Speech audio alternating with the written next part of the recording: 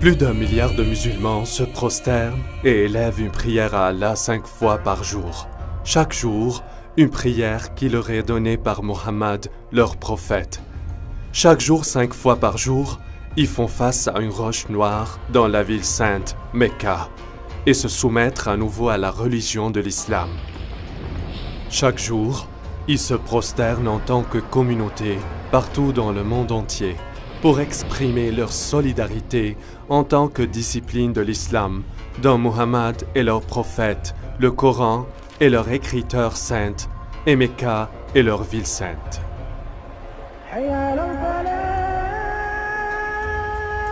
Cependant, comme les découvertes archéologiques commencent à pointer vers une histoire différente, qu'ils étudient sérieusement et qui s'opposent aux vérités autour de la fondation de l'islam, s'ils ont raison, quelles seront les implications de cela sur les musulmans aujourd'hui? Nous avons des moyens à notre disposition qui n'ont jamais été disponibles auparavant. La technologie moderne nous permet de reconstituer les premières années de l'islam et de comprendre les données qui ont intrigué les histoires pour des années. À travers le monde entier, les universités, les musées et les bibliothèques mettent des livres et des manuscrits anciens sur le réseau Internet afin que les chercheurs puissent y accéder. Maintenant, nous pouvons accéder à ces anciens manuscrits avec seulement quelques clics sur la souris. Aujourd'hui, les académiciens et les amateurs peuvent vérifier avec précision via satellite les emplacements et les détails qu'auparavant nécessitent d'énormes dépenses et efforts. Aujourd'hui et pour la première fois, une nouvelle ère de recherche entourant la fondation de l'islam voit le jour et nous pouvons enfin regrouper les événements qui se sont déroulés réellement à la péninsule arabique il y a 1500 ans.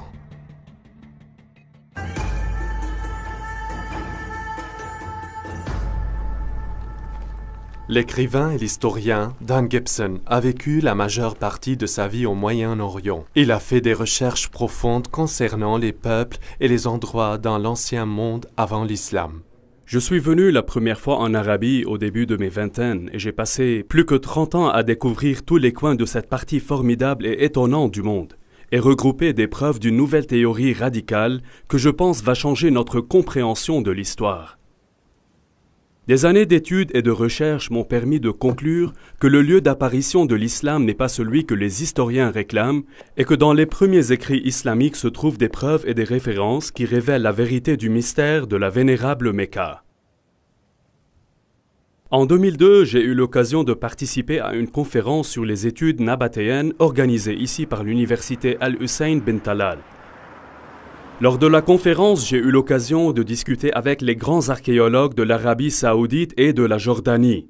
Je leur ai demandé spécifiquement sur l'enregistrement archéologique de la Mecca. Bien qu'ils ne désirent pas dévoiler leur identité ou bien en parler, ils ont avoué qu'il n'y avait aucun registre archéologique à la Mecca avant 800 ans après Jésus-Christ. Je m'attendais vraiment à ce qu'ils défendent la légende, qui dit que la Mecca était une ville fortifiée, pleine de maisons, de jardins, d'édifices publics et des temples, et ils ont dit non, il n'y avait rien de tout ça. Saviez-vous que le nom Mecca est mentionné une seule fois dans tout le Coran? Les savants musulmans font le lien d'autres noms avec Mecca, des noms tels que le lieu de rassemblement interdit, ou la Sainte Maison, ou le lieu de Béka, ou pleurs. Tous ces termes sont universellement associés à Mecca aujourd'hui. Néanmoins, le Coran lui-même ne nous dit pas en autant de mots que ceux-ci réfèrent tous à Mecca.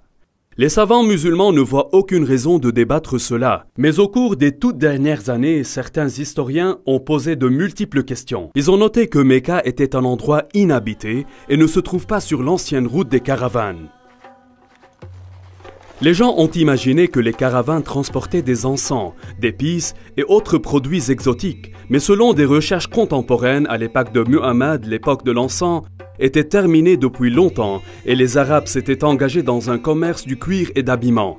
À peine les éléments qui pourraient soutenir une grande ville qui a été décrite comme étant la mère de toutes les villes, mais aussi le centre de la route commerciale. Regardez cette carte. Où est-ce que toutes les routes commerciales se croisent? Il y a 3 endroits dans le nord de l'Arabie qui pourraient être considérés comme le centre de la route commerciale. Ce qui est intéressant est que Mecca n'était pas un point d'arrêt car il n'était même pas situé sur la route des caravanes.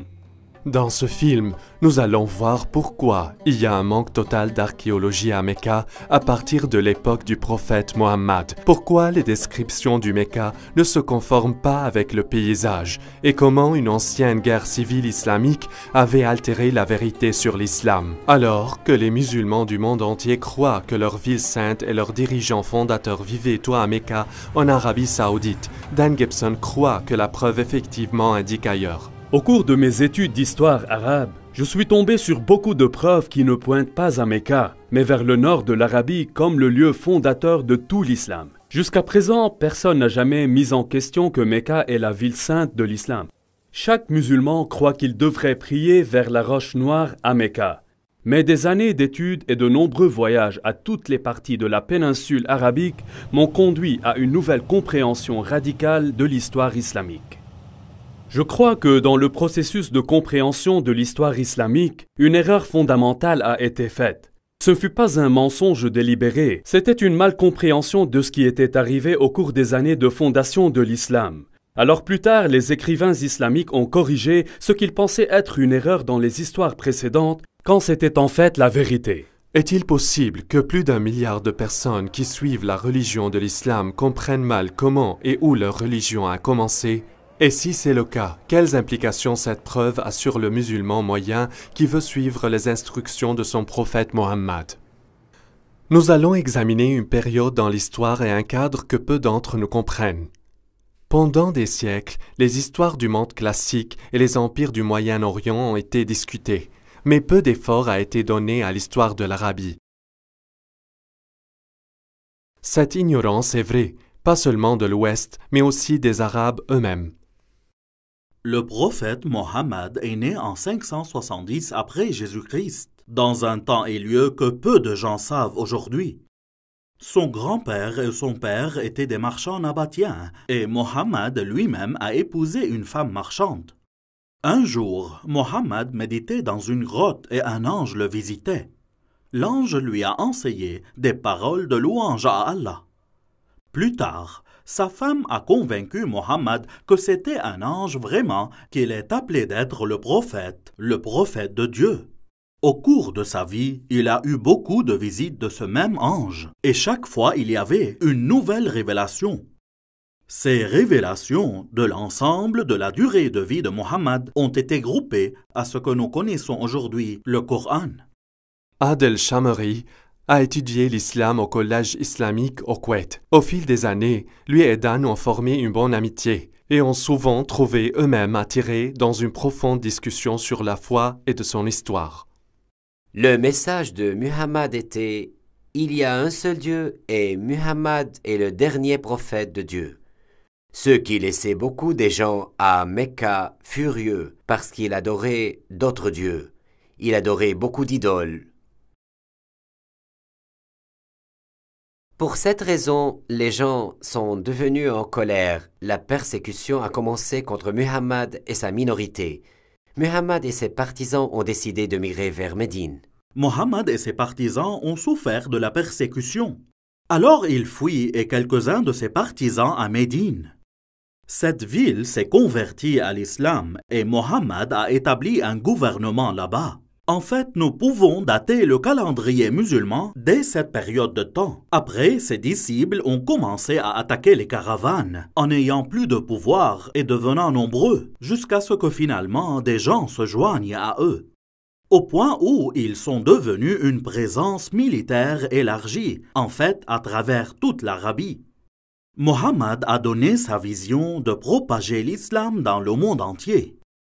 Cependant, il est mort de façon inattendue. Et à ce moment, les conflits conduisaient à des guerres civiles. Mais en dépit de ces différences et de ces divisions, il y avait le rêve continu d'étendre la foi au monde entier. Une grande partie de l'Afrique du Nord et l'Asie centrale sont devenues sous le règne de l'islam. Aujourd'hui, l'islam est la deuxième des plus grandes religions du monde. Aujourd'hui, partout dans le Moyen-Orient, quand les entreprises de construction veulent creuser pour une fondation, il devrait y avoir quelqu'un présent du ministère des Antiquités. Pas d'importance que vous soyez à Jérusalem, Damas ou Amman en Jordanie. N'importe où vous creusez, les chances sont que vous allez exposer un ancien site d'une certaine sorte. Dans la ville de Mecca en Arabie Saoudite, les développeurs ont creusé partout, élevé de grands bâtiments, des hôtels et des immeubles de grande hauteur. Mais à la surprise des archéologues, il n'y a pas des ruines d'une grande ville ancienne dans Mecca. La ville où Mohammed est né était une grande ville. Il n'a eu aucune difficulté d'élever un grand nombre d'hommes pour gérer de grandes caravanes et de marcher dans ses armées. Pas seulement elle a eu une importante population, mais elle était aussi une ville agricole. La ville Mecca a été connue sous le nom mère de toutes les villes dans le Coran. El-Qura est le nom en arabe. Elle implique une ville magnifique avec des ruines antiques et des murs de la ville. C'est une grande ville bien connue. Le prophète Mohammed aurait allé en avant pour ses affaires et voyagé loin jusqu'à ce qu'il atteigne les vallées de Mecca et les lots de ces vallées. Aïcha a mentionné comment l'un des hommes avait de nostalgie pour Mecca. Je l'ai voulu, mais j'ai passé une nuit dans la vallée, pleine de types d'herbes variées. Quand nous sommes venus à Mecca, nous avons vu une ville bénie avec de l'eau, des arbres, et en était ravis. Nous y sommes installés. Al-Bukhari parle d'un prisonnier qui mangeait des raisins alors qu'il était enchaîné avec du fer, et il dit « Ce ne fut pas le temps de fruits à Mecca ». Il est difficile de croire que ces choses ont été écrites à propos de Mecca. La zone autour de Mecca est rocheuse et déserte. Mecca atteint en moyenne moins de 10 cm de pluie par an. Ces températures extrêmement chaudes et ces conditions stériles rendent la cultivation de végétation très difficile et ainsi d'assurer la nourriture d'une grande population. Pourtant, la ville sainte de l'islam est décrite comme ayant des champs avec des arbres et des herbes et de la terre agricole, mais il n'y a pas de terre cultivable près de Mecca. Elle ne correspond pas aux descriptions anciennes. Ibn Ishaq a mentionné que les gens de Mecca étaient réticents à couper des arbres dans la zone sacrée. La présence d'arbres et de plantes dans les temps anciens peut être facilement testée par la présence de spores et de pollen dans le sol vieux intact. À ce jour, il n'y a aucune trace d'arbre ayant jamais existé dans l'ancienne Mecque. Un autre puzzle est que la ville de Mecca est manquante sur toutes les premières cartes de l'Arabie. On pourrait penser qu'une grande ville marchande en Arabie serait mentionnée sur les premières cartes, mais pas une seule carte montre Mecca avant le temps de l'islam. Au fil des ans, j'ai récolté des copies de nombreuses cartes anciennes de l'Arabie. Je les ai traduites diligemment. Mais je n'ai jamais trouvé Mecca mentionné une seule fois sur une carte avant l'islam. Saviez-vous que le nom de Mecque n'apparaît pas dans toute la littérature avant 740 après Jésus-Christ, 120 ans après la fondation de l'islam?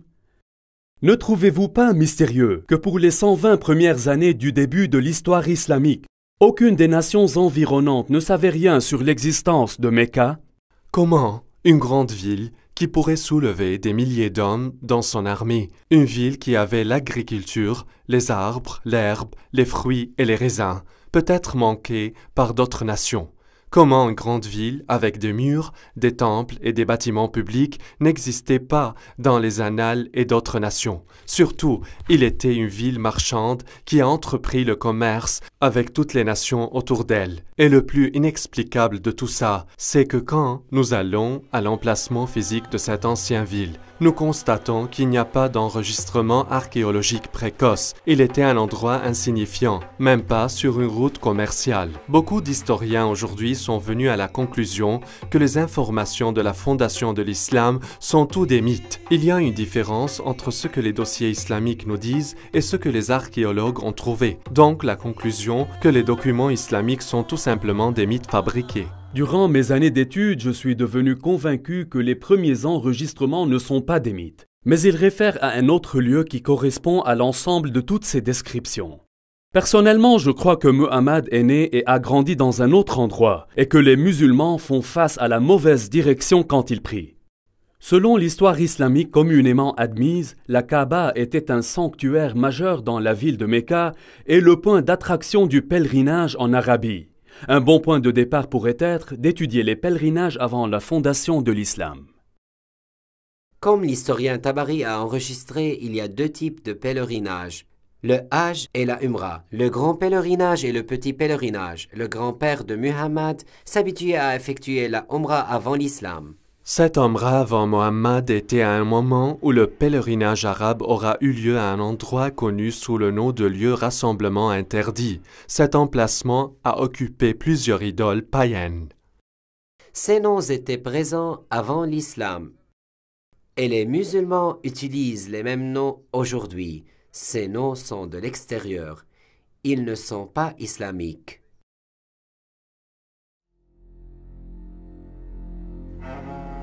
Pour que nous puissions comprendre ce qui s'est passé dans l'Arabie pré-islamique, nous devons comprendre l'importance des lieux saints dans l'ancienne Arabie.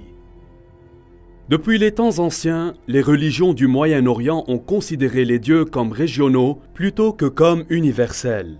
Les lecteurs modernes de l'histoire ont longtemps été influencés par les concepts grecs et romains du panthéon des dieux et ont parfaitement échoué à réaliser l'importance que les anciens Arabes donnaient aux dieux des régions spécifiques. Pour les anciens Arabes, il y avait des dieux qui vivaient en Mésopotamie, des dieux qui vivaient en Égypte et les dieux qui vivaient en Grèce et ainsi de suite. Les marchands arabes qui traversaient une zone respectaient les dieux locaux. Ils ne sont pas opposés aux dieux de différents endroits. Ils étaient opposés à la représentation d'un dieu sous forme humaine ou animale.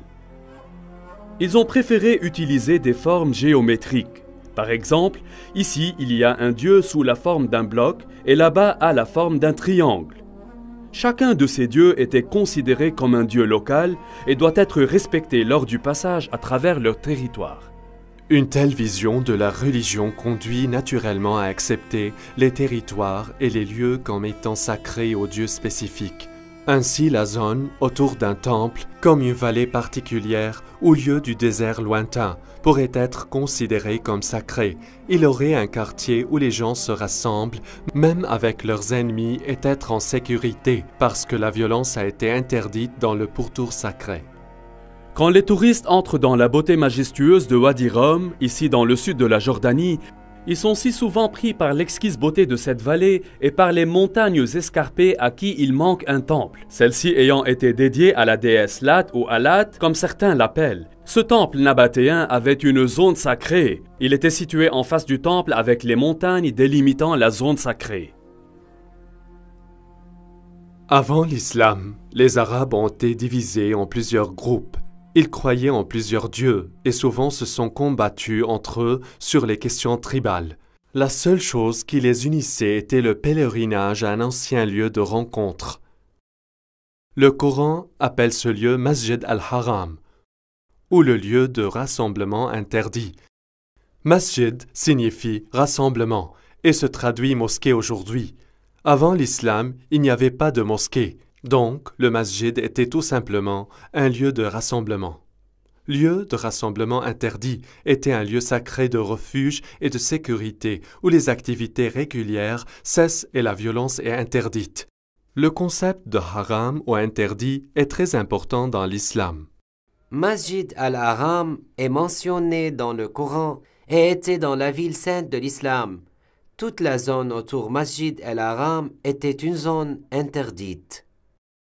Allah a fait Mecca un sanctuaire sacré, et il était un sanctuaire avant et sera donc après.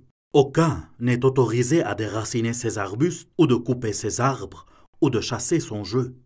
Nous avons donc deux descriptions complètes de la ville sainte d'origine de l'islam. Il était un endroit haram où le meurtre était interdit et était au centre du pèlerinage pour de nombreux siècles avant la fondation de l'islam.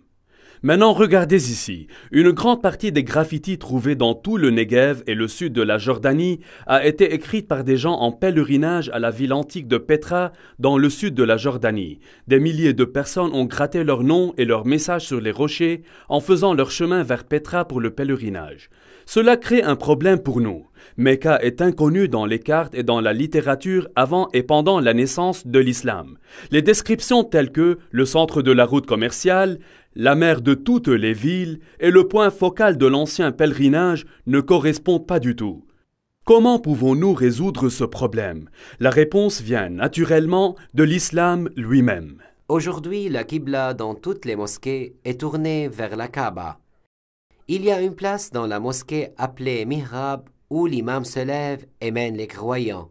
Mais dans les premiers jours, il n'y avait pas de Mihrab. Au lieu de cela, il y avait un mur qui fait face à la direction de Qibla. L'ensemble du bâtiment se dirige vers la Kaaba. Dans l'islam, il est universellement compris que la Qibla est vers Mecca en Arabie saoudite. Personne ne remet en question la direction de la Qibla aujourd'hui. Cependant, le Coran dit aux musulmans, ils ont une Qibla. Le texte du Coran ne donne pas le nom de la ville à laquelle la prière a été initialement faite. Il ne mentionne que Masjid al-Haram ou lieu de rassemblement interdit. Les musulmans croient qu'ils priaient initialement vers Jérusalem. Selon des sources islamiques, en 624 après Jésus-Christ, Muhammad a changé la Qibla vers Mecca. Muhammad a révélé donc cela dans la sourate 2 du Coran. Nous avons nommé la Qibla à vous. En fait, c'était un changement important, sauf à ceux guidés par Allah. Allah ne ferait jamais votre foi sans effet. Maintenant, nous allons vous tourner vers une Qibla qui doit vous plaire. Tournez votre visage dans la direction de la mosquée Masjid al-Haram, où que vous soyez. Tournez vos visages dans cette direction. En tant qu'historien de la péninsule arabique, je me suis toujours intéressé à trouver le lieu de l'original Qibla. Dans quelle direction Muhammad priait-il avant que la Qibla n'ait été changée? Était-ce Jérusalem comme certains le prétendent? Était-ce la Syrie comme certains le prétendent? Ou était-ce une toute autre direction? Si nous avions à faire cette étude il y a 100 ans, il aura fallu une quantité incroyable de travail et de recherche. Nous aurions à parcourir le monde à la recherche des anciens sites pour trouver les premières mosquées de l'islam. Maintenant, en quelques instants, nous pouvons faire ce qui d'habitude prenait toute une vie. Google Earth nous permet d'examiner les sites de l'espace et les sites web comme ArcNet qui peuvent nous transmettre les résultats de toutes les recherches faites par des centaines d'étudiants et des professeurs. Nous pouvons examiner les structures en fonction de divers critères. Nous choisissons les bâtiments islamiques, on les organise par date dans une liste chronologique, ensuite on détermine quand ils ont été construits et vérifier la direction de leur Qibla pour déterminer quand elle a changé. Déterminer la direction de Qibla n'est pas une science exacte. Certaines des premières mosquées comme celle-ci n'étaient pas exactement des carrés. Alors les chercheurs doivent trouver le mur de la Qibla et projeter de 90 degrés à partir de ce mur. Parce que les premiers bâtiments ne sont pas carrés, nous ne pouvons pas utiliser les parois latérales ou les parois arrière.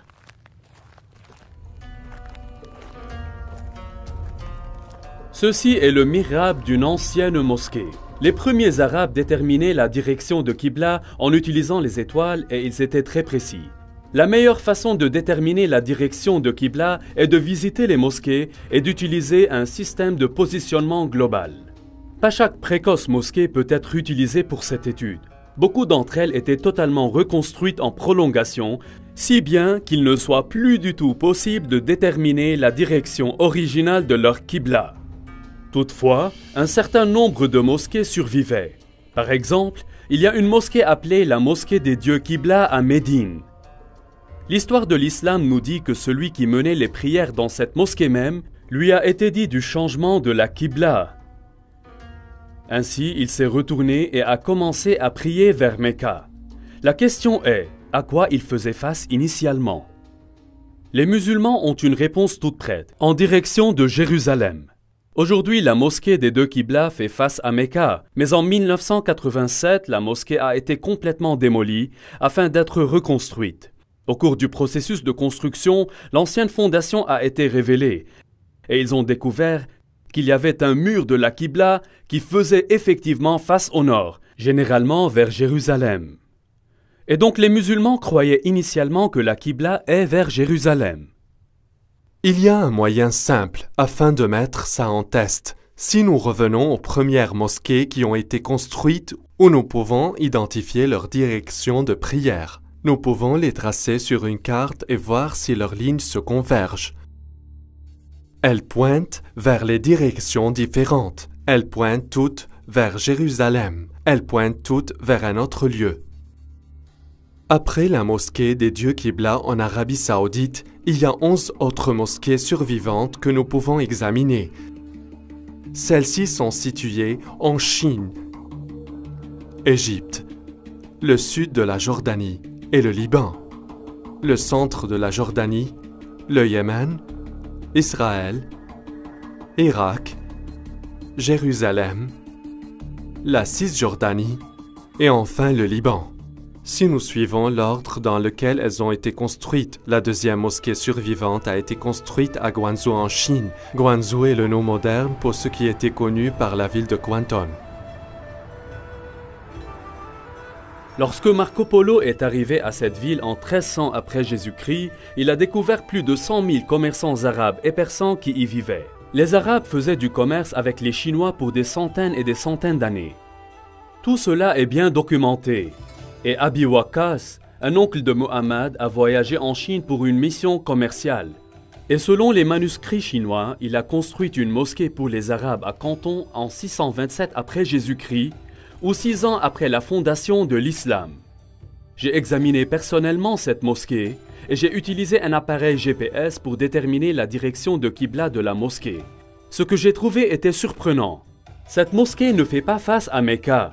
Elle fait face à 12 degrés au nord de Mecca, ce qui signifie qu'elle ne fait pas non plus face à Jérusalem. Sa Qibla passe au sud de Jérusalem. La mosquée suivante a été construite en 641 après Jésus-Christ, environ 20 ans après la fondation de l'islam dans la ville de Fostat, juste à l'extérieur du Caire. Cette mosquée a été reconstruite et agrandie plusieurs fois, de sorte qu'aujourd'hui la fondation d'origine n'est plus évidente.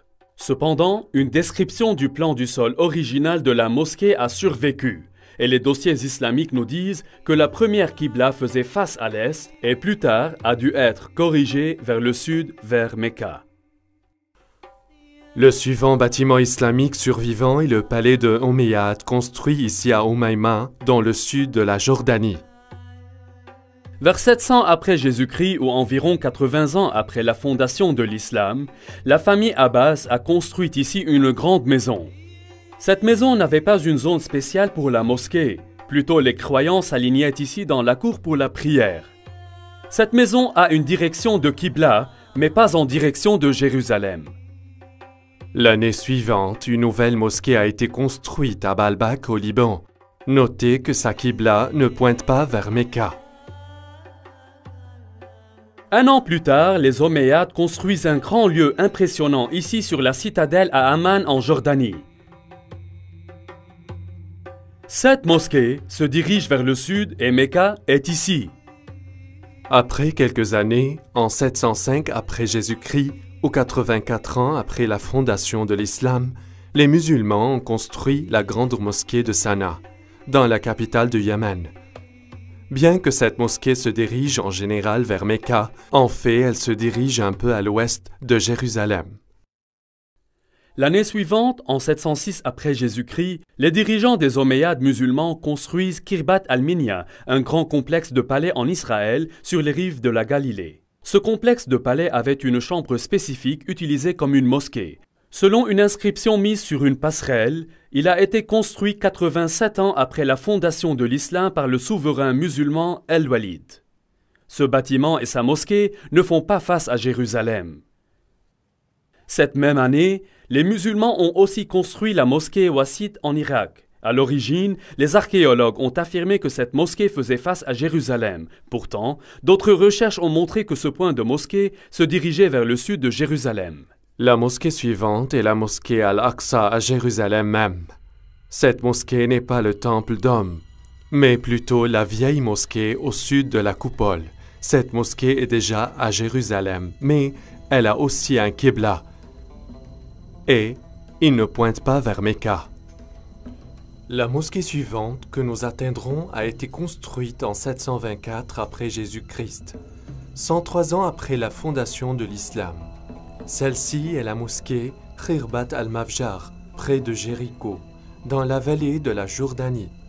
Ce palais a été construit près de la fin de la dynastie des Omeyyades. En regardant le plan d'étage, nous pouvons voir que le palais et sa mosquée font face au sud plutôt que vers Mecca.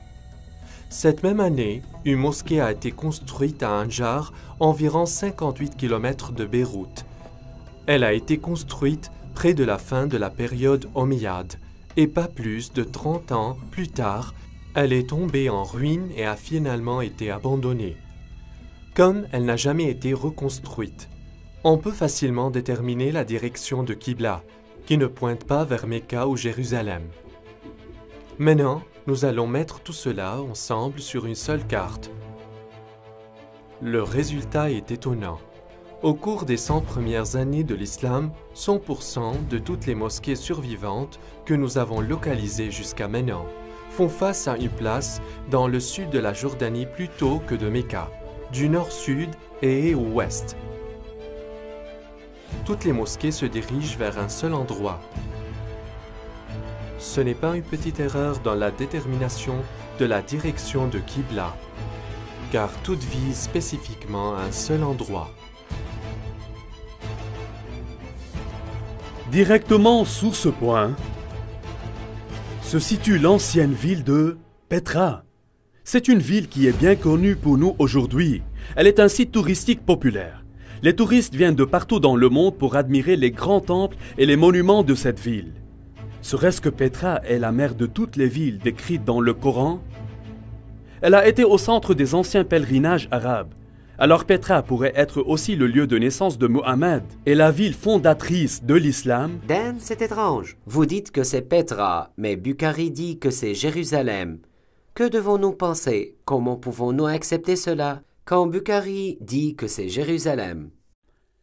Chaque bon musulman me dit que les musulmans se sont habitués à prier en faisant face à Jérusalem. Ils le savent parce que Bukhari leur a dit ça. Et je suis d'accord.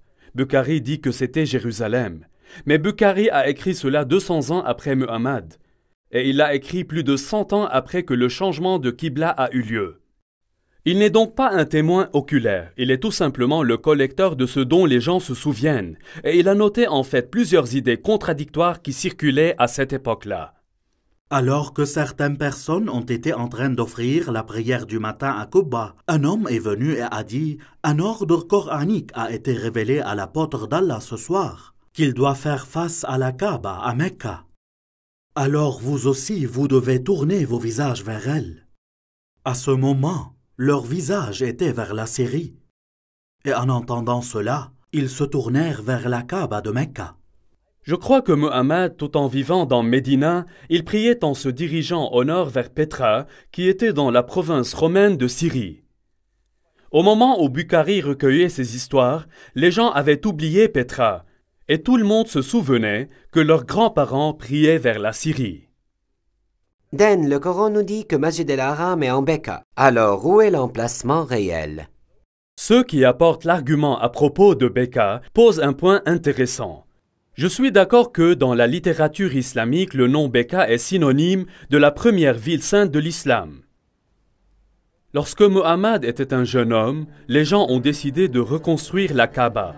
Dans les décombres, ils ont trouvé plusieurs blocs de construction avec des inscriptions écrites en syriaque, la langue des Nabatéens. Et ils ont trouvé un juif qui pourrait leur traduire. « Je suis Allah, le Seigneur de Mecca. Je l'ai créé le jour que j'ai créé le ciel et la terre, et formé le soleil et la lune, et je l'ai entouré avec 7 pieux anges.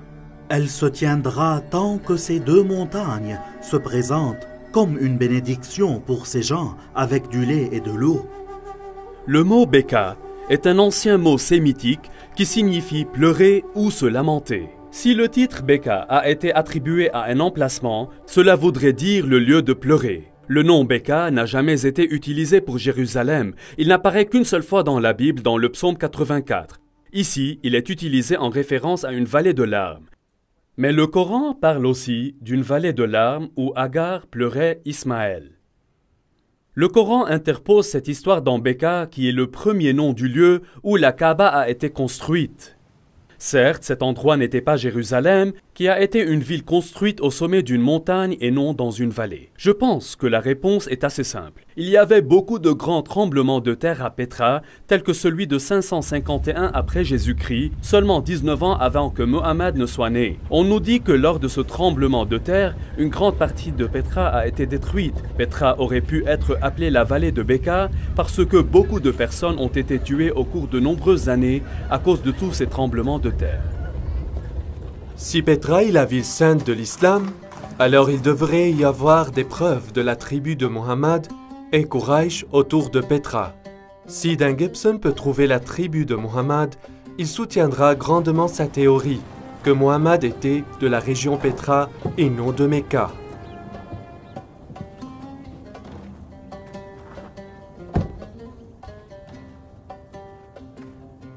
Il y a longtemps, celle-là a été connue comme la ville de Awar ou Oumema, comme elle est connue aujourd'hui.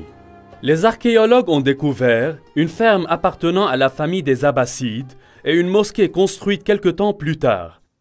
Quand les musulmans de l'Irak actuel ont vaincu les Omeyyades de Damas, ils voulaient un membre de la famille de Muhammad pour soutenir et légitimiser leur révolte. Et alors, ils sont venus ici pour Oumema, 27 000 de Petra. C'était là qu'ils ont trouvé la famille de Muhammad et la tribu Quraysh. Ils ne vont pas à Mecca en Arabie Saoudite ou bien à Médine. Ils sont venus ici, à Oumema, 27 000 à l'extérieur de Petra. C'est là où ils ont trouvé la tribu Quraysh et la famille de Muhammad, pas en Arabie Saoudite. Jusqu'à présent, nous avons découvert que les premiers mosquées de l'islam toutes faisaient face à la ville antique de Petra. Mais est-ce que la ville de Petra s'adaptait aux descriptions islamiques de la ville sainte d'origine de l'islam? Il y a une histoire racontée par tous les premiers biographes de Muhammad, qui concerne Abdallah, le père de Muhammad. Un jour, il travaillait dans le champ et venait à la maison avec de la boue sur ses mains. Il va vers sa première femme et dit « Couche avec moi », mais elle a refusé parce qu'il était sale.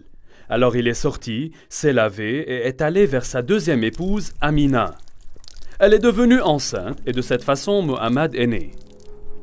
Ce qui est important pour nous dans cette histoire est que tous les premiers auteurs ont utilisé le même mot pour la saleté sur les mains d'Abdullah. Ils utilisent tous un mot arabe pour le sol, en particulier le sol d'un terrain ou d'un champ cultivé. Le problème est, il n'y a pas de terre cultivable près de Mecca. Cependant, quand nous arrivons à Petra, nous découvrons que Petra avait l'eau, les champs et les arbres.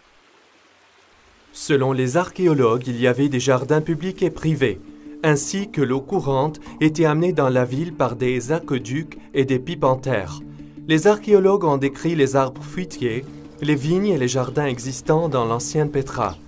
Même aujourd'hui, il y a des parcelles de terre cultivées entre Petra et Al-Baïda qui est à 5 km. En analysant le sol antique, les chercheurs ont découvert, il y a seulement 100 années, que les collines autour de Petra ont été couvertes d'arbres comme le chêne, le genévrier, la pistache et la caroube. Non seulement la ville sainte possédait des arbres et des champs, mais elle était aussi une ville fortifiée. Ibn Ishaq dit « Et ils l'ont entouré comme il était à côté de l'un des murs de Mecca ». Maintenant, c'est très déroutant, car Mecca n'avait pas de mur de ville. Certains pensent que peut-être ce fut une maison dans Mecca. Mais Ibn Ishaq dit expressément « les murs de Mecca ». Mais Mecca n'a pas été une ville fortifiée. Alors quoi à propos de Petra? Petra a été construite dans une vallée. De chaque côté de la vallée, il y avait de grandes montagnes avec des falaises. Ces falaises étaient comme les murs de la ville. Ainsi, les habitants de Petra construisent des murs d'une falaise de montagne à une autre falaise de montagne, à la fois de ce côté de la vallée et de l'autre aussi. Donc Petra avait des murs de la ville.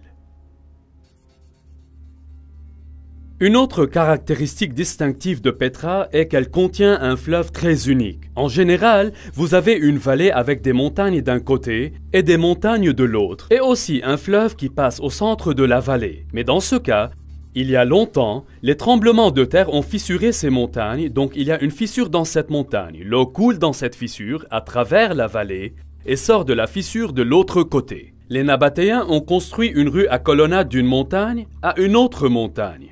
Et à côté, il y avait un cours d'eau de pluie. Allons-y. Dans l'islam, un des devoirs des pèlerins est d'aller 7 fois entre 2 montagnes appelées Marwa et Safa. Ce qui est intéressant, c'est qu'Al-Bukhari nous dit que Muhammad a choisi de faire cette course dans le cours d'eau de pluie entre les 2 montagnes. Mais il y a des problèmes. Safa et Marwa sont juste de petites roches. Aujourd'hui, ils sont logés à l'intérieur du bâtiment de la mosquée. Comme vous pouvez le voir sur ce dessin, il n'y a pas un cours d'eau de pluie entre ces 2 rochers. Mais ici, à Petra, la description s'applique exactement d'une montagne à l'autre. Il y a 4 passages dans le bassin de Petra. Puisque Petra est dans une vallée, on peut y entrer de chaque extrémité de la vallée. Au cours de l'année de la conquête de Mecca, le prophète est entré dans Mecca de sa partie supérieure. Mais il y avait aussi d'autres moyens d'entrer à Petra. Les anciens documents nous disent qu'on pourrait entrer et sortir à la ville sainte d'une fissure dans les roches. En arabe, on appelle cela un thaniya. Al-Bukhari le mentionne plusieurs fois. L'apôtre d'Allah utilisait pour entrer Mecca la haute thaniya et utilisait pour quitter Mecca la basse thaniya. Le prophète avançait jusqu'à ce qu'il atteigne la thaniya à travers laquelle on peut aller vers eux. Ce sont les gens de Quraysh. Il y a 2 thaniyas comme entrée. L'une d'elles est le fameux sikh que les touristes passent à travers pour entrer dans la ville. L'autre est loin de la rue à colonnade et mène au labyrinthe de canyons qui finissent par vider dans le Wadi Araba au-dessous de la mer Morte. Petra a également de nombreux temples. Là-bas, il y a ce qui est connu aujourd'hui par le temple des lions ailés ou le temple d'Al-Uzza. Derrière moi, ce qui est connu aujourd'hui sous le nom de Kasr al-Bint ou bien le temple du dieu Dushara. Cette courte chaîne de montagnes ici était la maison du dieu et ici dans le cœur des montagnes est le temple de ce dieu Al-Dushara. Maintenant, Ibn Hisham nous raconte une histoire très intéressante. Au début de l'histoire islamique, seules quelques personnes ont converti à l'islam à cette époque. Un d'entre eux était un homme connu sous le nom d'Al-Tufail ben Amr de Mecca. Il a accepté l'islam dans l'un de ses voyages. Et une fois rentré chez lui à Mecca, sa femme a également décidé d'accepter l'islam. Al-Tufail dit alors à sa femme de se rendre au temple de Dushara et se purifier là-bas. Dans la zone sacrée, il y avait un filet d'eau où elle pouvait se laver. Elle l'a fait et rentra chez lui et a appris à propos de l'islam. Est-ce que cette histoire a eu lieu à Mecca, qui est loin d'un millier de kilomètres, où il n'y avait pas de temple jusqu'à Dushara, ou bien a eu lieu ici même à Petra? Si cela est vrai, alors le temple de Dushara est là. Elle aurait dû descendre dans ce temple, se laver et ensuite rentrer chez eux. Y a-t-il un temple à Dushara à Mecca en Arabie Saoudite? Non, il n'y a pas de temple, pas de fissure dans la roche, pas un courant d'eau, pas de mur de la ville, pas d'herbe, pas d'arbres, rien. Tout se trouve ici à Petra.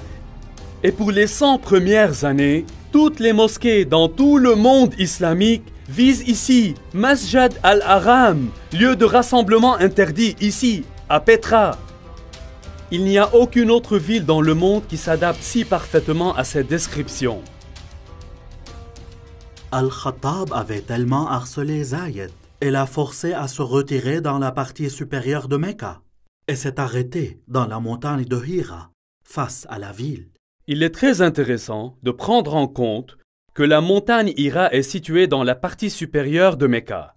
Si vous allez à Mecca aujourd'hui, la grotte de Hira ne fait pas face à la ville. Mais ici à Petra, la partie haute de la ville se trouve au nord de la rue à colonnade et la partie basse de la ville se trouve au sud de la rue à colonnade. En effet, la ville a été divisée en deux par la rue à colonnade. Si Petra est la ville sainte de Mecca, alors la grotte où Muhammad a reçu sa première révélation devrait être située là. Les anciens documents disent que la grotte fait face à la ville. et qu'elle est très basse puisque Muhammad a essayé de grimper et de se jeter par-dessus.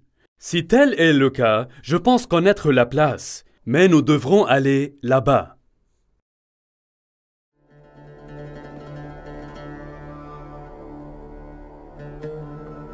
Ici, dans cette grotte, nous pouvons voir qu'il y a beaucoup de différents dieux-blocs.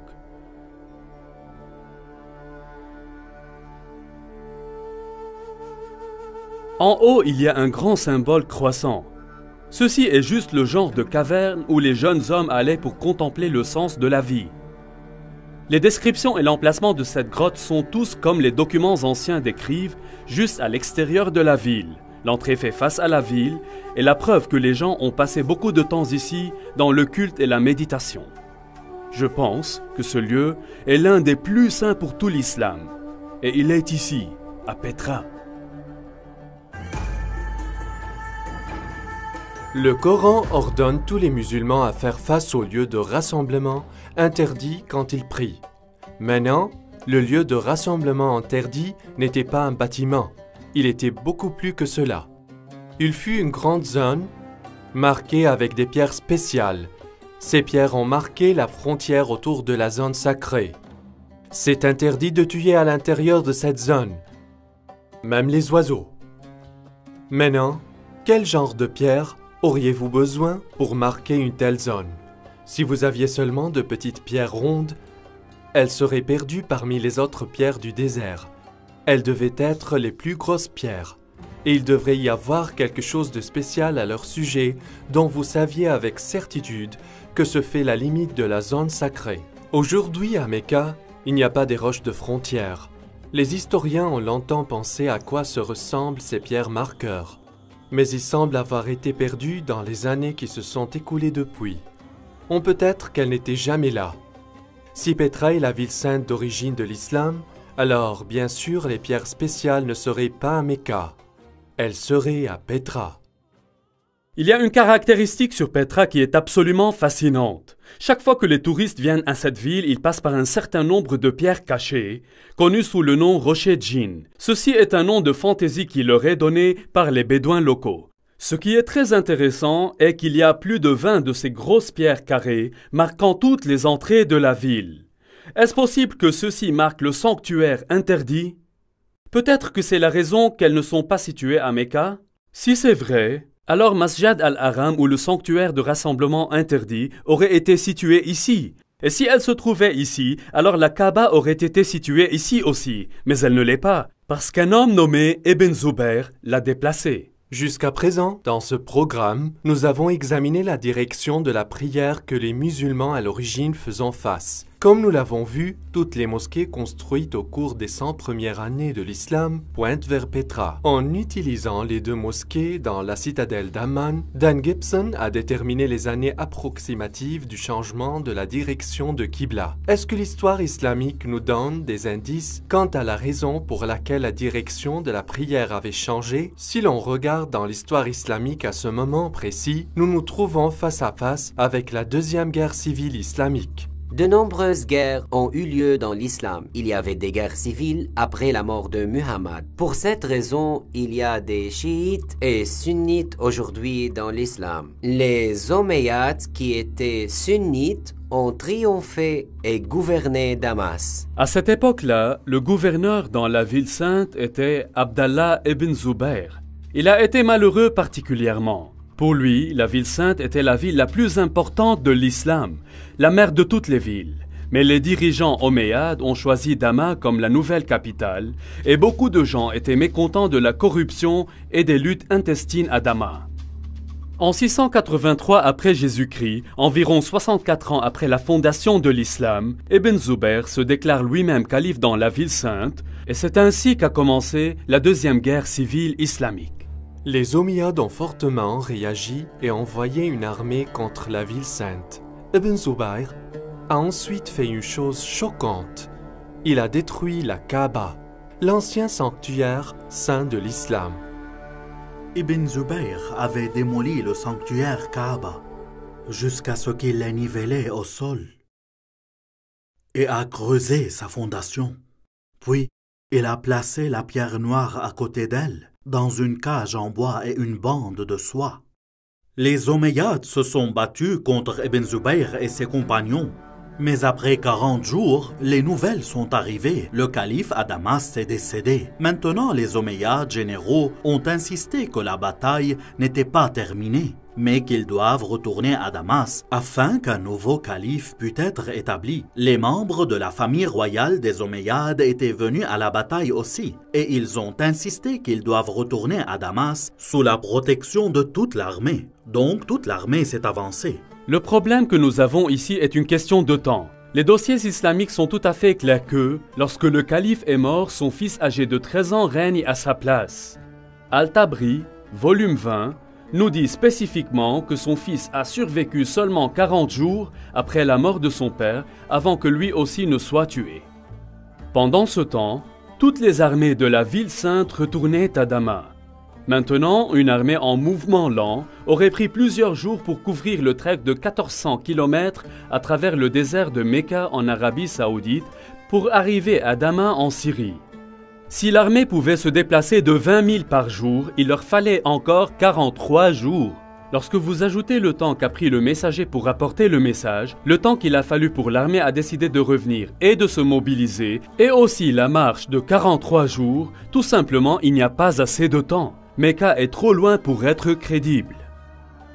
Toutefois, si la ville sainte était Petra, les distances seraient toutes considérablement réduites. Ce problème de distance empoisonne encore et encore l'histoire islamique. Mecca, en Arabie Saoudite, est tout simplement trop loin pour être compatible avec la plupart des contes dans l'histoire islamique au début. Maintenant, avec l'accalmie dans la guerre, Ibn Zubayr a eu le temps de reconstruire ses défenses et préparer le retour de l'armée omeyyade. Je voudrais vous montrer quelque chose. Voici quelques volumes de l'histoire de l'islam d'Al-Tabri. Al-Tabri a réussi à collecter une quantité massive de matériel et il a écrit à propos de ce qui est arrivé au cours de chaque année de l'histoire islamique. Il a consacré des chapitres entiers, parfois même 2 chapitres à chaque année, mais quelque chose d'étrange s'est vraiment passé. La fameuse bataille pour la ville sainte se déroule sur plusieurs années, mais l'an 70 de l'histoire islamique est d'une grande et réelle importance. Remarquez qu'Al-Tabri a écrit 15 pages décrivant ce qui s'est passé en l'an 69, et 27 pages décrivant ce qui s'est passé aussi en l'an 71. Mais où est l'année 70? Regardez ceci. À propos de l'année 70, Al-Tabri écrivait seulement quelques lignes de texte. N'a-t-il pas trouvé plus d'informations sur cette année, ou est-ce plus tard que les éditeurs ont censuré cette année du dossier d'Al-Tabri? Seulement quelques lignes, mais ce qu'il enregistre nous donne quelques détails existants et croustillants. Il nous dit que Mus'ab ibn Zubayr, apparemment un frère de Abdallah, apporte des équipements à la ville sainte. Est-ce que ces équipements étaient des matériels militaires? Non, il dit qu'il a amené beaucoup de chevaux et de chameaux.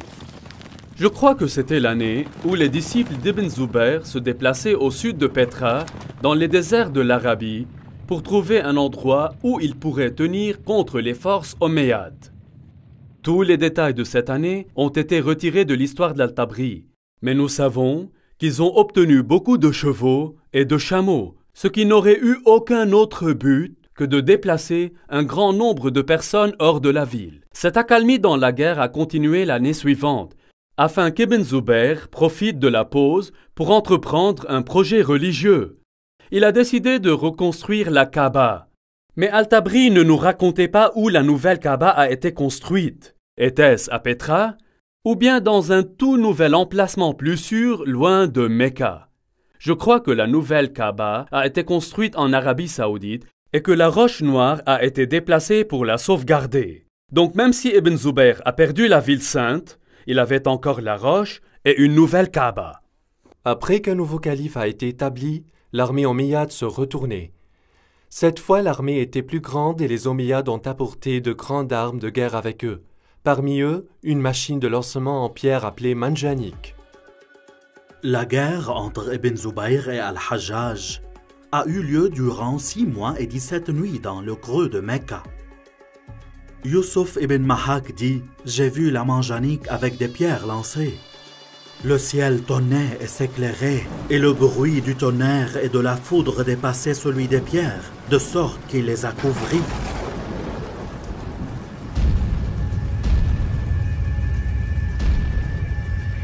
Pendant les combats, Ibn Zubayr se réfugia dans un bâtiment en ruine à côté de la Kaaba et cela a commencé une autre bataille qui accomplissait la destruction de la zone Kaaba de la ville sainte. Finalement, Ibn Zubayr a perdu la bataille, mais la cause a été reprise par ceux dans la ville de Médine, en Arabie Saoudite, et dans la ville de Kufa, en Irak. Je crois que pendant ce temps, le monde islamique a été jeté en lice. Est-ce qu'il faut prier vers Petra ou bien vers Mecca? Le grand empire islamique avait été divisé en deux. À l'origine, les Omeyyades ont gouverné Damas et ils priaient vers Petra. Mais ils ont été vaincus dans la bataille et maintenant la partie orientale de l'empire a été gouvernée par les Abbassides qui ont tous construit leur mosquée tournée vers Mecca. C'était exactement pendant ce temps-là que nous voyons un changement dans la construction de la mosquée. Avant cela, chaque nouvelle mosquée construite faisait face à Petra. Mais maintenant, pour la première fois, quelques-unes des nouvelles mosquées ont commencé à faire face à Mecca en Arabie Saoudite. Mais le problème existait encore. Qu'est-ce que vous faites avec les vieilles mosquées? Elles ont été construites face à Petra. Ce fut durant cette période que les mosquées ont commencé à accrocher un panneau sur le mur pour indiquer la direction de la prière. Il a été dit sous le règne d'Uthman que le calife a ordonné que les signes s'affichent sur les murs des mosquées de Médine, ainsi que les pèlerins pourraient facilement identifier la direction vers laquelle ils avaient besoin d'adresser leurs prières. Ceci est un développement vraiment très intéressant, parce que jusqu'à ce moment, les mosquées ont été construites pour faire face au mur de la Qibla et ils ont fait face à la ville sainte. Pourquoi auriez-vous besoin d'introduire un signe, à moins que la direction de la prière n'ait changé? Autour de ce temps, après 89 ans de la fondation de l'islam, une niche a été soudainement introduite dans la structure de la mosquée pour indiquer la direction de la prière. Ce créneau a été ajouté à des bâtiments plus anciens et également incorporé dans les nouveaux bâtiments. Aujourd'hui, le créneau est la norme dans toutes les mosquées, mais il n'a pas été à l'origine. Il n'y avait pas de niche jusqu'à ce que la direction de Qibla ait changé. Dans la guerre civile, les Omeyyades encore priaient vers Petra, mais les rebelles dans la ville sainte, à Médine et à Kufa, choisissent de prier vers la nouvelle Qibla en Arabie Saoudite. Lorsque les armées de Kufa rencontraient Ibn Zubayr, Bujair ibn Abdallah al-Musli disait: « Louange à Dieu qui nous a testés avec des chaînes, et vous a testés en nous donnant le pardon. Ibn Zubayr, nous sommes des gens qui se tournent vers la même Qibla que vous. » Quelle étrange phrase! Nous sommes des gens qui se tournent vers la même Qibla que vous. Les historiens musulmans se disputent que cela signifie que c'est la même Qibla que tous les autres. Mais maintenant que nous avons découvert des preuves du changement de Qibla en ce moment même, cette phrase prend une signification particulière. Les habitants de Kufa se joignent à Ibn Zubayr en acceptant son Qibla. C'est essentiel pour comprendre une partie de ce qu'il va avoir lieu plus tard. Même si Ibn Zubayr était finalement tué et semblait perdre la guerre civile, la ville de Kufa jouait un rôle majeur dans le développement de la nouvelle dynastie abbasside et Kufa devenait un centre théologique et un lieu pour copier le Coran. Dans le monde islamique, les choses ont été un gâchis. Non seulement les musulmans étaient divisés politiquement, ils ont été divisés religieusement encore, obéissant au souhait d'Allah, comme c'est révélé pour le prophète Mohammed qui était au cœur même de l'islam. Deviez-vous obéir à Mohammed et le Coran et faire face au lieu de rassemblement interdit à Petra ou prier en se dirigeant vers la maison sacrée La Roche Noire, qui est en Arabie Saoudite? Jusqu'à présent, Dan Gibson a tracé les mosquées existantes depuis le 1er siècle de l'islam et elles pointent toutes vers Petra en Jordanie. Alors, que dire à propos des mosquées du 2e siècle de l'islam? Est-ce qu'elles pointent toutes ainsi vers Petra? Voici où les choses commencent à devenir intéressantes. Au cours de mes études, j'ai découvert que les mosquées construites au cours du 2e siècle de l'islam pointent dans des directions différentes. C'est ce que j'appelle le temps de la confusion. Après 102 ans de la fondation de l'islam, la mosquée de Oumar a été construite dans le sud de la Syrie, dans l'ancienne ville de Basra. Comme vous pouvez voir, l'orientation de la mosquée ne pointe pas vers Mecca, mais il est clair qu'elle ne pointe pas également vers Petra aussi. 5 ans plus tard, les musulmans au pouvoir ont construit un palais en Syrie connu sous le nom de Qasr al-Ir el-Gharbi. Ceci est un dessin du plan du palais et la mosquée dans le coin du complexe. L'ensemble du complexe semble faire face à quelque part entre Petra et Mecca. Quelques années plus tard, le palais Qasr al-Khair al-Sharqi a été construit à environ 100 km au nord de Palmyre. Si nous examinons le plan sol des bâtiments du palais, nous remarquons que le palais et sa mosquée ne semblent pas alignés ni à Mecca ni à Petra. Encore une fois, ils pointent entre les deux. Est-il possible que quelque chose était arrivé et a obligé les constructeurs de ne pas vouloir choisir ni Petra ni Mecca? Alors, ils ont pointé la Qibla entre les deux. Nous pouvons voir sur la carte que la Qibla se dirige exactement entre les deux villes. Il n'est pas une légère erreur de calcul, mais une volonté délibérée d'éviter à la fois Petra et Mecca. Nous devons donc trouver une réponse ailleurs pour expliquer ce changement. 109 ans après la fondation de l'islam, une mosquée a été construite à Bangor, au Pakistan. Comme toutes les autres mosquées de la période, elle avait seulement un mur de la Qibla sans niche. Cette mosquée a cependant fait face vers Mecca, en Arabie Saoudite. Ici, nous avons la première mosquée que nous pouvons identifier comme pointant vers Mecca. Il peut y avoir eu d'autres construites qui n'existaient plus. Mais cette mosquée est importante, car elle est la plus ancienne mosquée survivante que nous pouvons vraiment dire qu'elle fait face à Mecca en Arabie Saoudite. Et ce qui est étonnant, c'est qu'elle a été construite environ 100 ans après la mort de Mohammed. Ceci est très récent pour les historiens musulmans et il va causer à l'histoire islamique traditionnelle toutes sortes de problèmes. L'un des bâtiments les plus importants de notre étude se trouve ici sur la citadelle d'Amman en Jordanie. Ce palais omeyyade a été construit environ 122 ans après la fondation de l'islam. Maintenant, si vous vous souvenez, nous avons regardé une mosquée omeyyade construite ici. Cette mosquée pointe directement vers Petra. Mais quand ils ont construit le palais, la direction de son Qibla était directement vers Mecca. Il apparaît donc clairement que la direction de Qibla a changé dans la période entre la construction de ces bâtiments et la construction de ce palais. Cela nous aidera à déterminer comment et quand le changement de direction de Qibla a été fait. Rappelez-vous qu'il était lors de la construction de ce palais que le nom Mecque apparaît d'abord dans la littérature partout. Ce qui est étrange est que Mecca n'a pas été mentionné toutes ces années ni dans les livres de la littérature ni dans les livres islamiques. Elle n'a été mentionnée que lorsque le changement de la Qibla a été fait. Ceci est une chose très étrange. Les gens se demandent de la raison. Elle devrait être mentionnée dans les livres et les histoires islamiques, mais elle n'a pas été mentionnée que lorsque la Qibla a été changée. Cela est très étrange. La grande mosquée suivante a été construite à 32 km au sud d'Amman en Jordanie.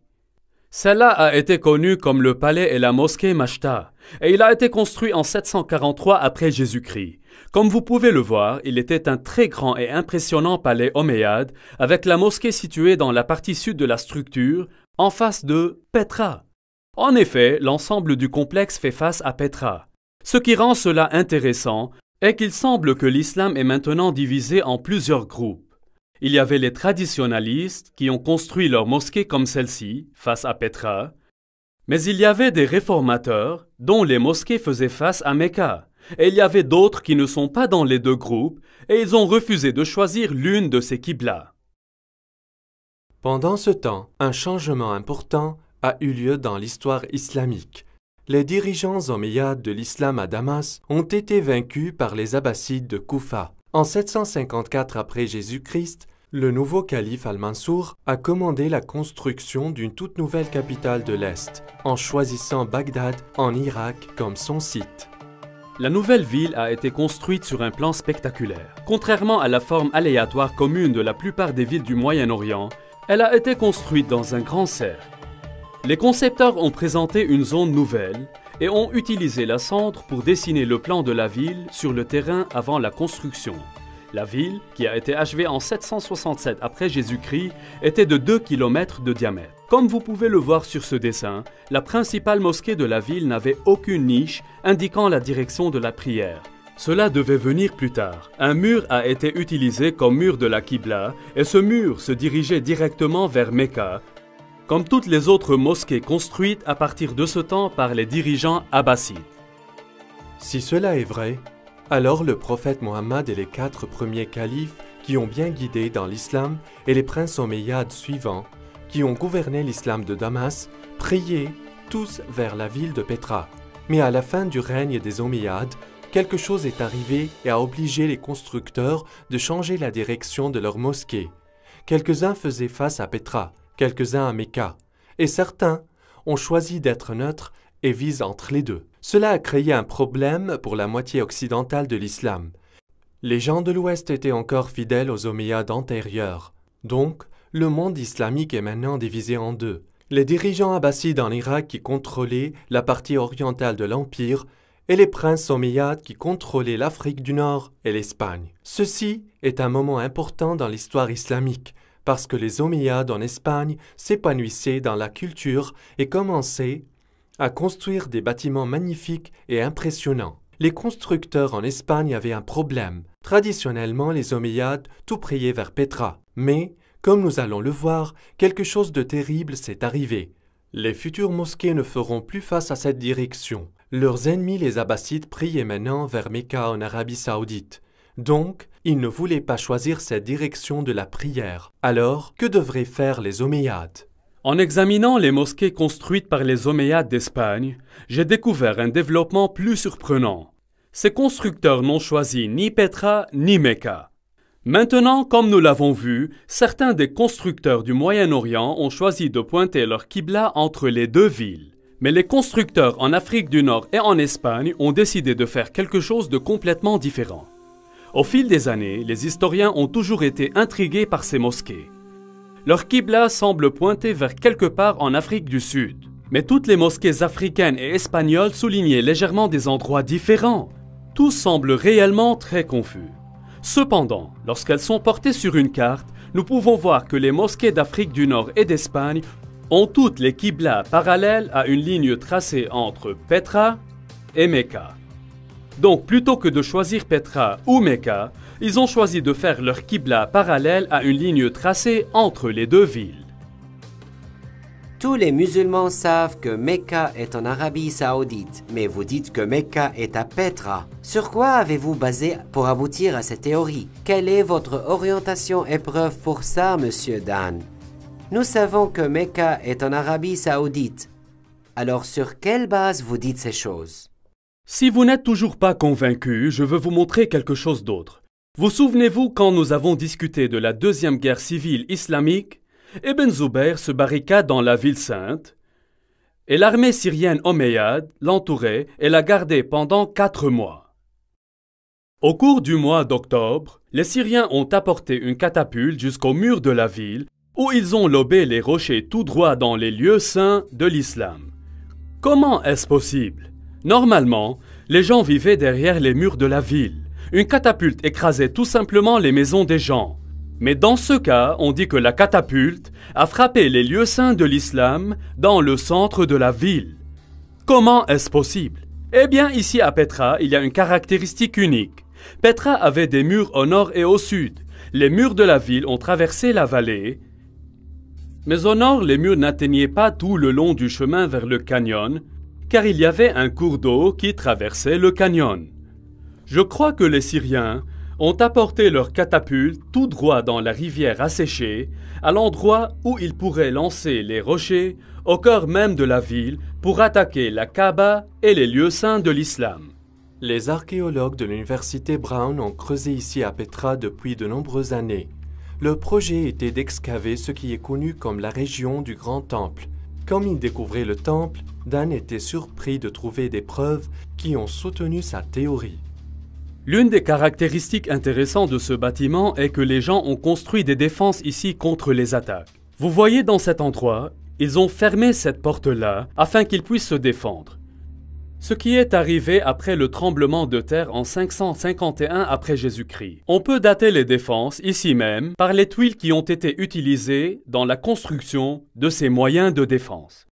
Cependant, il n'y a pas de bataille enregistrée à Pétra pendant ce temps-là. Mais nous savons ce qui est arrivé au cours des années de la fondation de l'islam. Mais ce n'est pas la seule preuve que nous avons. Au cours de toutes les fouilles, les archéologues ont découvert plus de 400 pierres catapultées.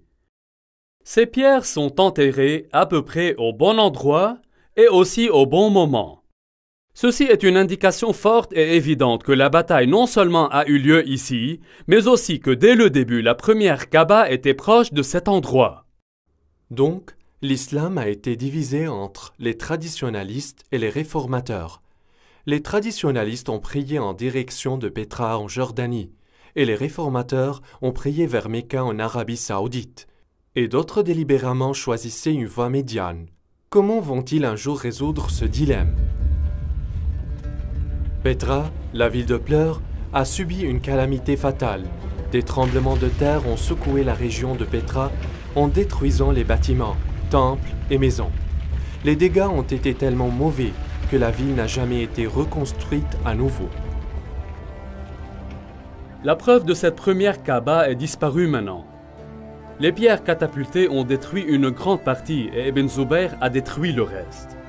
En 712, un tremblement de terre a détruit le barrage qui détournait l'eau autour de Pétra. Donc les eaux de crue durant les années ont annulé toutes les preuves qui restaient. Donc, avec la mémoire de Pétra disparaissait de vue, les chroniqueurs de l'histoire islamique ont écrit peu de Pétra et 150 ans plus tard, ils n'ont jamais mentionné le nom de nouveau. Dans le temps, les souvenirs de ces deux endroits se sont fusionnés en un seul, celui de Mecca en Arabie saoudite. À partir de ce temps, tous les Qibla faisaient face ici. Ce ne fut que lorsque les outils archéologiques modernes, photos satellites et Internet ont permis aux historiens, universitaires et aux chercheurs du monde entier de récupérer une image différente. Ceci est une chose étrange. C'est la première fois que j'en ai entendu parler. Voulez-vous vraiment que les musulmans y croient cela? Pourquoi n'est-il pas écrit dans la littérature islamique ou enregistré dans les livres d'histoire? Vous dites que les musulmans ont oublié, intentionnellement oublié. Comment n'est-il pas mentionné? C'est étrange. Afin de comprendre les événements qui ont influencé l'écriture de l'histoire islamique, nous devons effectivement reconnaître plusieurs choses. Premièrement, c'est ma conviction qu'il y avait un vide littéraire dans l'Empire islamique au début, créé par les musulmans zélés qui ont détruit des livres et des manuscrits, effacé des inscriptions, brûlé des bibliothèques et détruit toute la littérature, sauf le Coran, qui était un ensemble de pièces collectées çà et là et des révélations données par Muhammad. Cette destruction de documents écrits par les forces islamiques a été bien documentée. Un élément de preuve est une lettre de 640 après Jésus-Christ du calife à général Amrou, le chef des armées musulmanes en Égypte, qui a demandé à calife que doit-il faire avec les milliers de manuscrits qu'il a trouvés dans les entrepôts en Alexandrie. La réponse du calife a été enregistrée et connue depuis des siècles. En ce qui concerne les livres que vous avez mentionnés, voici ma réponse. Si leur contenu est en conformité avec les révélations d'Allah, nous pouvons le faire sans eux. Car dans ce cas, les révélations d'Allah sont plus que suffisantes. Si d'autre part, ils contiennent de la matière non conforme aux révélations d'Allah, il n'y a aucune nécessité de les préserver. Procédez ensuite et les détruire. L'écrivain musulman Ibn al-Kifti nous dit que les livres ont été distribués aux bains publics d'Alexandrie où ils ont été utilisés pour nourrir les poêles qui ont gardé les bains tout à fait réchauffés. Ils disent qu'il a fallu 6 mois pour brûler toute cette matière. Eutychius, le patriarche de Constantinople, a enregistré qu'il y avait 4000 bains qui ont reçu des livres de la bibliothèque d'Alexandrie. Cette combustion de livres, pourtant, n'a pas commencé en Égypte, mais 4 ans plus tôt, en Perse, les armées de calife Omar ont rencontré les armées perses dans la bataille de Qadisiyah en l'an 636 après Jésus-Christ. Au début de janvier 637, l'avant-garde musulmane a atteint la périphérie de Ctésiphon et mis le siège devant la ville pendant 2 mois. Finalement, la ville est tombée et les musulmans l'ont prise. Pendant les combats, les palais et la bibliothèque de Ctésiphon ont été délibérément brûlés. En fin de compte, le seul livre qui a réussi à survivre en Arabie était le glorieux Coran. En ce qui concerne l'histoire du Coran, les historiens ont lutté. Il semble que la grande partie du Coran a été retenue de manière orale plutôt que sous forme écrite. Alors que les Arabes avaient une grande mémoire et avaient la capacité de conserver l'intégralité du Coran, la rétention des matériaux dans une tradition orale souffre de plusieurs difficultés. Tout d'abord, la précision des souvenirs des personnes concernées doit être parfaite et pointilleuse. Dans le cas du Coran, des arguments ont surgi sur des divers versets, comment ils doivent être rendus et s'ils doivent ou non être inclus dans l'ensemble. Ensuite, le problème du transfert de toutes les connaissances des savants aux novices est souvent une mission difficile. Dans le cas du Coran, la plupart des hommes qui ont mémorisé les paroles de Muhammad étaient aussi des guerriers. Comme c'est souvent le cas, les guerriers meurent dans la bataille et leur connaissance du Coran périt avec eux. Ceci est amplement illustré dans la bataille de Yamama, quand on estime que 450 hommes qui avaient mémorisé le Coran ont été tués. Hudayfa bin al-Yaman est venu chez Uthman au moment où le peuple de Damas et le peuple de l'Irak ont été en guerre pour conquérir l'Arménie et l'Azerbaïdjan. Hudayfa avait peur parce que les gens de Damas et de l'Irak avaient des différences dans la récitation du Coran. Alors il dit à Uthman, « Ô chef des croyants, sauvegardez cette nation avant qu'ils se diffèrent sur les révélations. » Ainsi Uthman a envoyé un message à Hafsa disant, « Envoyez-nous votre manuscrit du Coran afin que nous puissions compiler les matériaux coraniques dans des copies parfaites et retourner le manuscrit à vous. » Hafsa l'a envoyé. Ensuite, un groupe d'hommes se réunit pour créer une nouvelle copie du Coran. Uthman dit aux 3 hommes de Quraysh, « Si vous n'êtes pas d'accord, écrivez-le dans le dialectique de Quraysh, car le Coran a été révélé dans leur langue. » Lorsque plusieurs copies ont été écrites, Uthman a renvoyé le manuscrit original à Hafsa. Ensuite, il a envoyé à chaque spécialiste musulman une copie de ce qui a été écrit et il a ordonné que tous les autres matériaux coraniques écrits dans les manuscrits ou même aussi dans des copies entières soient brûlés. Et la combustion continue. Cette fois, même des matériaux coraniques ont été brûlés. Mais ça n'a pas empêché les disputes sur ce qui devrait ou ne devrait pas être inclus dans le Coran. Lorsque les nouveaux Corans sont arrivés dans les différentes provinces, les gens ont fait valoir contre eux. Saïd ben Tabet a dit, « Un verset de la sourate Ahzab a été manqué en copiant le Coran, et j'avais l'habitude d'entendre l'apôtre d'Allah le réciter.